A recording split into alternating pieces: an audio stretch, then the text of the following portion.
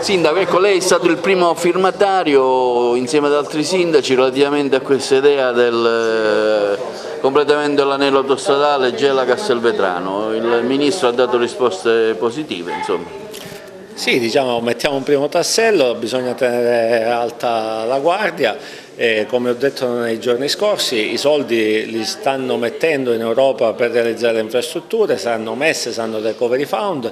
Apprendiamo oggi che anche il Vice Ministro sposa questa nostra battaglia per la chiusura dell'anello autostradale, ci ha promesso che metteranno le risorse per lo studio di fattibilità. Attendiamo con impazienza e speriamo che questa opera possa essere realizzata il prima possibile, comunque possa anche essere valutato anche l'onere finanziario da parte dello Stato che dovrà comunque mettere soldi per realizzare questa autostrada. Una valutazione su questa iniziativa, tavoli tecnici che hanno riguardato un po' tutto il territorio e quindi anche la vostra zona?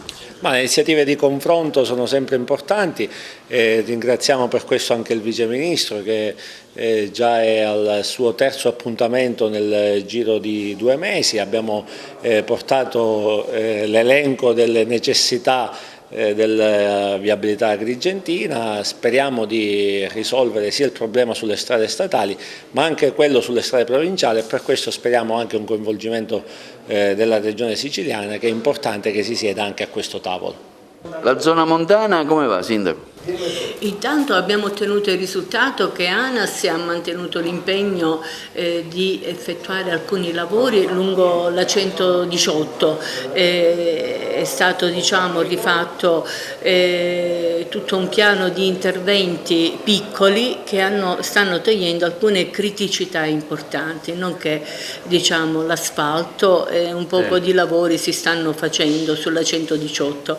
Nel tavolo tecnico di oggi c'è stato l'impegno anche dell'ANAS di continuare questo lavoro di manutenzione e valorizzazione della 118. Ovviamente io ho riproposto con forza la necessità di avere questo collegamento veloce da chilometro 100 della 118 alla strada che porta a Borgo Bonsignore e quindi il collegamento con l'Agrigento Sciacca, per intenderci. Quindi si tratta di un tratto breve su cui la Regione ha messo delle somme importanti, anche lì alcuni lavori si stanno facendo, però per noi l'obiettivo è di avere questo collegamento fatto bene, realizzato bene, in modo tale che riusciamo ad uscire dall'isolamento e a mettere in rete il nostro territorio con il resto dell'isola. Continueremo a partecipare ai tavoli e io ringrazio tanto il signor Prefetto per l'ospitalità che ci ha dato e il Vice Ministro che continua a seguire con attenzione la nostra provincia, e penso che è importante anche iniziare a programmare la chiusura dell'anello autostradale, che penso che si tratta di infrastrutture strategiche importanti per il futuro del nostro territorio.